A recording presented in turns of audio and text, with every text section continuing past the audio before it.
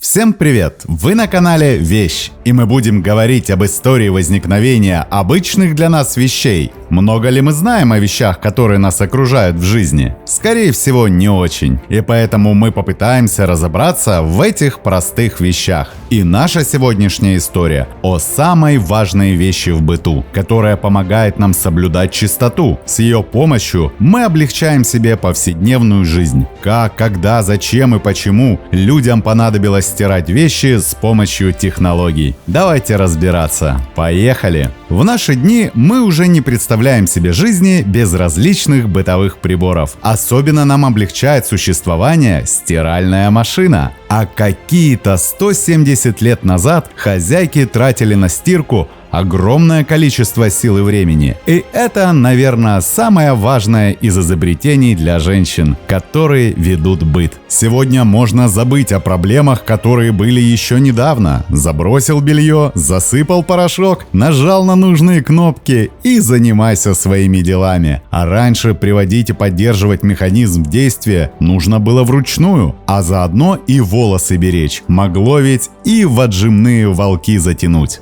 Первые упоминания о стирке встречаются в древнеегипетских папирусах. В письменности египтяне использовали иероглифы, один из которых обозначал стирку и назывался «две ноги в воде». Такое название не случайно. Египтяне стирали белье ногами, также его и полоскали, без наклонов вниз. Может, поэтому, если судить по дошедшим до нас силуэтам на барельефах, египтяне были стройными и статными. В Древнем Вавилоне процесс стирки был уже механизированным. Найденные наскальные изображения той эпохи свидетельствуют о наличии у вавилонян прообраза стиральной машинки, который представлял собой большое деревянное колесо с лопастями. Необходимо было вручную крутить это колесо для перелопачивания мокрого белья в большом чане. Это был тяжелый труд, и прачками в Древнем Вавилоне по большой части были мужчины. То ли пираты, а то и просто моряки научились использовать корабль для стирки белья. Одежду прикрепляли канатом и кидали за борт. Морская вода с пеной хорошо смывала грязь. В России в старину белье замачивали в чанах или бочках и парили. Одежду стирали в большом ведре или лохане, используя мешалку для белья. Это деревянная палка, на конце которой находился конус. Также прачки, как, впрочем, и в других странах, использовали для стирки валек. Это деревянная пластина с короткой ручкой. Изготавливали ее из березы, липы и осины. Пользовались им так: белье, пропитанное мыльным раствором, укладывали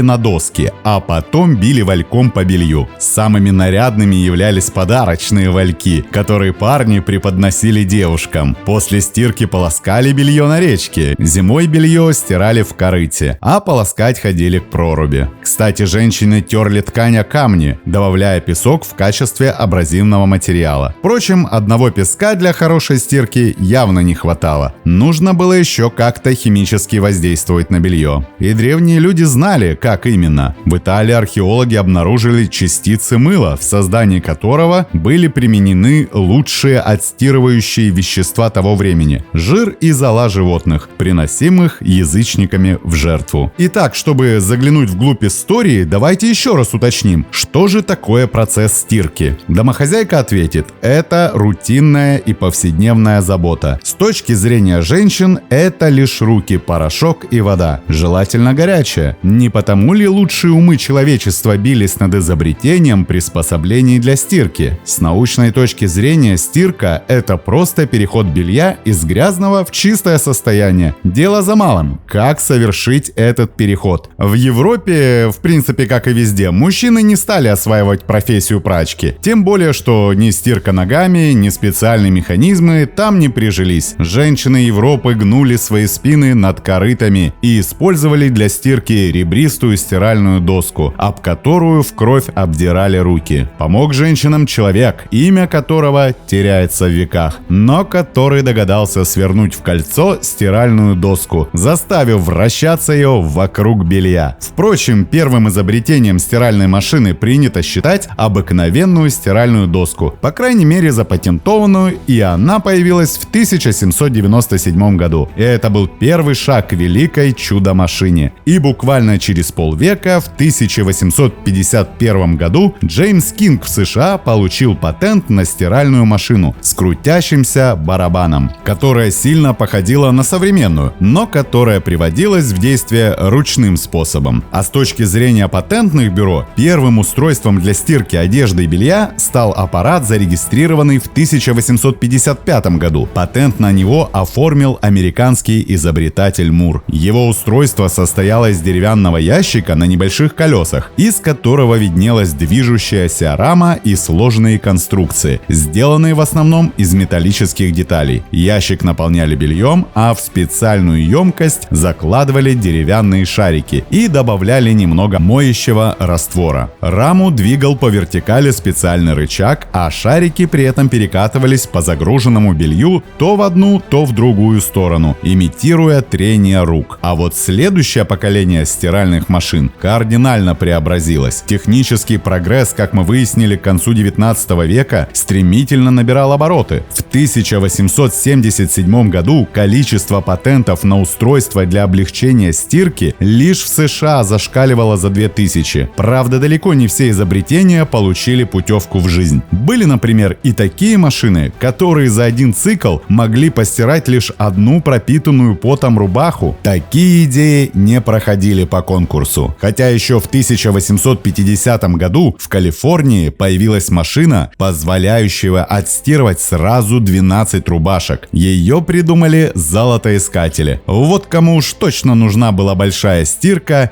и практически каждый день. Калифорнийская чудо-машина пользовалась таким спросом, что ее изобретатель стал зарабатывать в розницу на каждой стирке, получая от старателей золотой песок и даже самородки. А работала первая прачечная на Клондайке на тяговой силе десятков запряженных мулов. Вот так и появилась первая в истории платная прачечная – ландромат. Такая услуга оказалась весьма востребованной благодаря работягам-холостякам, собранным в густонаселенные общины. И если до сих пор кто не в курсе, процесс стирки состоит в том, чтобы сделать белье чистым. Для этого необходимо растворить и выполоскать частички грязи, запутавшиеся в волокнах ткани. Для улучшения процесса используют горячую воду и замачивание белья перед стиркой. Чтобы частицы грязи вновь не оседали на ткани, используются специальные моющиеся средства. В их состав входят поверхностно-активные вещества. Молекулы образуют вокруг частиц оболочку, которая отталкивает грязь от ткани. Так стиральная машина перемешивает моющий раствор вместе с бельем, вымывая грязь. Плюс к этому у изобретателей стояли и другие задачи, ведь стирка не могла ограничиться облегчением одной лишь стирки. Был еще, например, отжим, сушка и глаженье. Кстати, отжим воды из постированного белья удалось механизировать лишь в 1860 году с помощью ручных валиков. Они были обязательным атрибутом каждой стиральной машины почти 150 лет. Даже в наше время их можно встретить в простейших полуавтоматах. В 1861 году в конструкцию барабана добавили вертикальные стержни и фигурные выступы, которые заменили ребра стиральной доски. Вплоть до самого начала 20-го столетия стиральные машинки использовали лишь тяговую силу человека или животных. Настоящим переворотом в прачечном деле стало применение двигателя. Пионерами в этой области оказались американские и немецкие фермеры. Они очень нуждались в большой и быстрой стирке, чтобы не занимать лишних крестьянок тяжелой и непроизводительной работой. Пионеры-фермеры перешли в стиральную отрасль из смежной сельскохозяйственной, где вовсю уже использовалась моторная мощь. Вот они и приспособили для стирки широкие бочки. Внутри вставили крестовину, выполнявшую роль своеобразного активатора, а вращал крестовину настоящий двигатель через приводной ремень и зубчатые передачи. Поначалу это был двигатель внутреннего сгорания, но довольно скоро на смену пришел электродвигатель, прадедушка современных агрегатов. До наших дней сохранился широко известный музейный экспонат Тор. Это одна из самых первых стиральных машин с электродвигателем. Она появилась еще в 18 1907 году в Чикаго на фирме Harley Machine. Этот аппарат имел деревянный барабан, выполнявший по 8 круговых движений в разные стороны. Барабан вращался благодаря коленвалу электродвигателя, с которым сопрягался с помощью специального рычага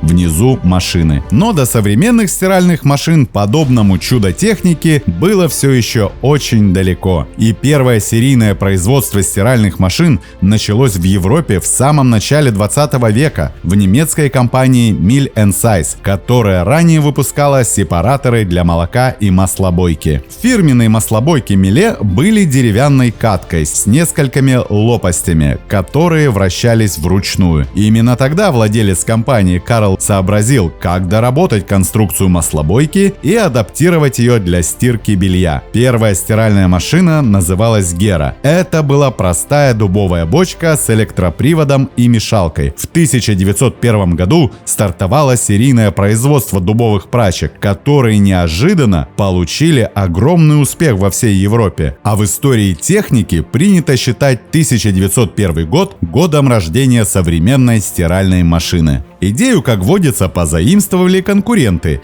и довольно скоро наладили независимый серийный выпуск стиральных машин из дерева. Были и любопытные курьезы. Когда в дореволюционную Россию прибыли первые немецкие машины, то русские крестьяне раскупили их моментально. Уж больно хороши они оказались в качестве маслобоек, а стирать белье женщины продолжали на речке. Новую страницу в истории стиральных машин открыл еще один американец – Фишер. Он придумал электрическую прачку. Патент изобретатель получил в 1911 году. И вскоре, постоянно модернизируясь, электропрачки стали расходиться по всему миру. Причем в 20-е годы 20 века эмалированные стальные барабаны пришли на смену деревянным. К началу 20-х годов прошлого столетия более 1000 фирм только в США производили и продавали стиральные машины. Часть из этих компаний широко известна и сейчас. Технологическое совершенство устройств для стирки шло рука об руку с развитием дизайна. Чудовище конца 19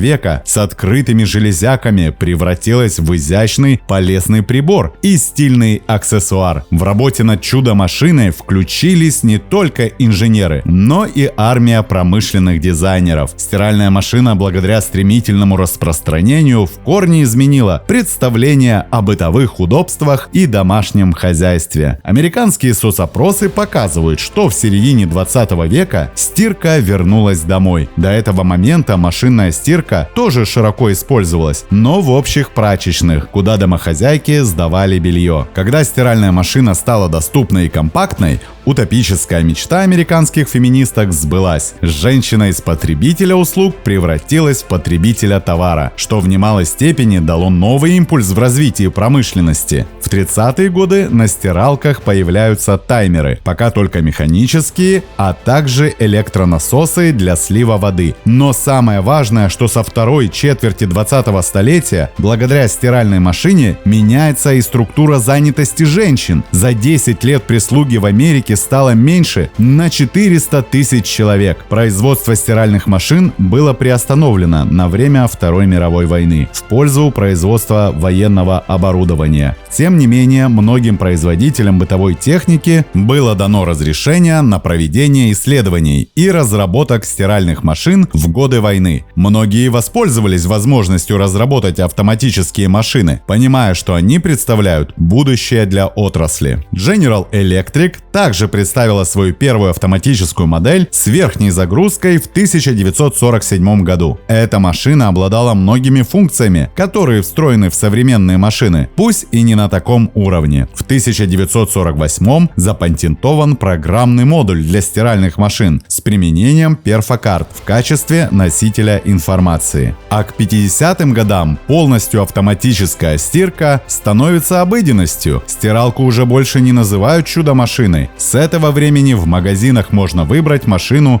из целого ряда моделей. Они различались между собой по типу загрузки, функциям, наличию режима сушки, числу программ, габаритам и дизайну. В начале 50-х появляется опция отжима белья после стирки, она же центрифуга. Она позволяет удалять воду из чистого белья под воздействием центробежной силы. А с 1952 года начинается выпуск первой автоматической стиралки в странах Европы. В это же время были созданы первые советские стиралки, которые выпускались в Риге. Первые электрические стиральные машины были однорычажными машинами отжимного типа, поскольку полностью автоматические стиральные машины были чрезвычайно дорогими. В 1960-х годах машины с двумя ваннами на короткое время стали очень популярными, чему способствовала низкая цена. Со временем производители автоматических стиральных машин пошли на многое, чтобы снизить стоимость. Вслед за резкой эволюцией электроники ее применяли, конечно же, и в стиральных машинах. Так, 1979 год был годом появления автоматической системы управления стиральной машины с использованием микропроцессора. В 90-е уже стали появляться полностью автоматизированные стиральные машины, в которых хозяйка сама могла настроить необходимые ей режимы. Также появились стиралки с защитой от протечек в виде электромагнитного клапана, связанного с датчиками влажности. 2000-е годы – рост популярности стиральных машин автоматов. В это время их средняя цена уменьшилась с $1000 США до 300-400. Это время начала экспериментов с надежными, тихими и экономичными инверторными двигателями. 2005 год – выпуск стиральной машины с функцией подачи пара. Она мягко дезинфицировала белье, удаляла складки и боролась с посторонними запахами. И на данный момент, когда все этапы и процессы стирки автоматизированы, в фокусе бережный подход к каждому типу ткани и эффективное удаление пятен с минимальным механическим воздействием. Передовые производители бытовой техники продолжают развиваться и искать новые пути решения этих задач. Другой фактор, важный для современных стиральных машин – энергосбережение. У крупных компаний и холдингов заметна тенденция к снижению энергопотребления техники до классов А2+, и А3+, а это и экономия денег на оплату коммунальных услуг и меньший вред для экологии. Набирает популярности система «Умный дом», поэтому многие производители выпускают стиральные машины с Wi-Fi адаптерами, чтобы управлять стиркой при помощи смартфона, даже если никого нет дома. На самом деле развитие стиральных машин идет ничуть не медленнее, чем сотовых телефонов. Почему же мы этого не замечаем? Просто мобильные телефоны мы меняем намного чаще, чем стиральные машины. А значит, что при покупке новой стиралки нужно быть в курсе последних разработок, чтобы сделать грамотный и достойный выбор. Выбирать сейчас можно из сотен моделей и десятков брендов. Современные стиральные машинки весьма разнообразны по видам, встроенным функциям и цене. Дешевые, экономичные, активаторные машинки обеспечивают наименьший износ ткани и лучшее качество стирки. В машинах барабанного типа основным механизмом служит вращающийся барабан, который и стирает, и отжимает белье. Такой вид машинки автоматизирован и снабжен разным количеством, в зависимости от цены, программами. Выбирая стиральную машинку барабанного типа, обращают внимание на число оборотов в минуту при отжиме. Лучше всего, если в арсенале будет несколько скоростей от 400 до 1000 оборотов в минуту. Барабан машины может вращаться как вокруг горизонтальной оси, так и вокруг вертикальной, но это встречается реже. Машины с горизонтальным вращением барабана расходуют меньше воды и моющих средств, но при отжиме она менее устойчива, вибрирует и подскакивает на полу, если загруженного белья мало или оно неравномерно распределено вдоль стенок барабана. Для снижения вибрации машину утяжеляют, что сказывается на ее весе и цене. Такие стиральные машинки преимущественно распространены в Европе и Америке. В машинках с вертикальным вращением барабана скорость режима отжима достигает 2800 оборотов в минуту, что позволяет отжать белье досуха. Несмотря на повышенный расход воды и моющих средств, такие машинки могут считаться экономичными, поскольку берут горячую водопроводную воду и не тратят электроэнергию на нагрев. Такие машины весьма популярны в азиатских странах, где электроэнергия весьма дороговата. Стиральные машинки барабанного типа делятся также еще на два вида – с верхней и фронтальной загрузкой. В первом случае машинки более компактные и узкие, белье в них загружается через верхнюю крышку, что позволяет спокойно добавлять и вынимать вещи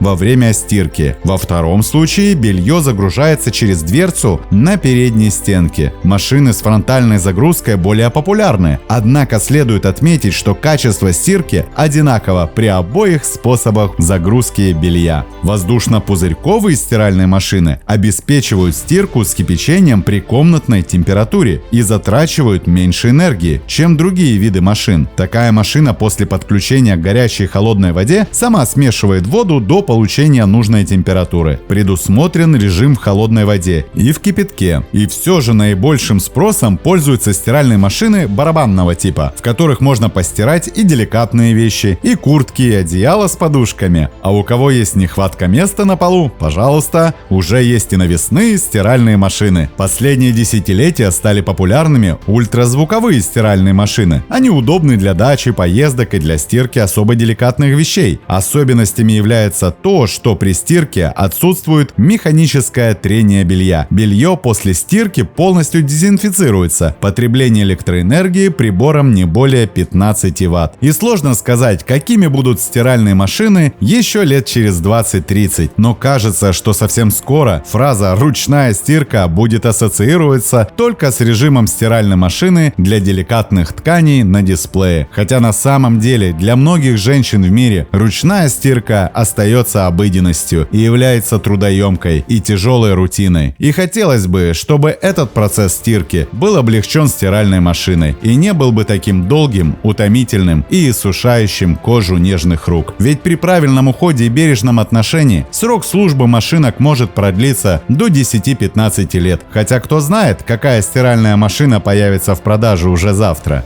Смотрим, слушаем, комментируем и подписываемся, чтобы знать о простых вещах еще больше. С вами был канал Вещь.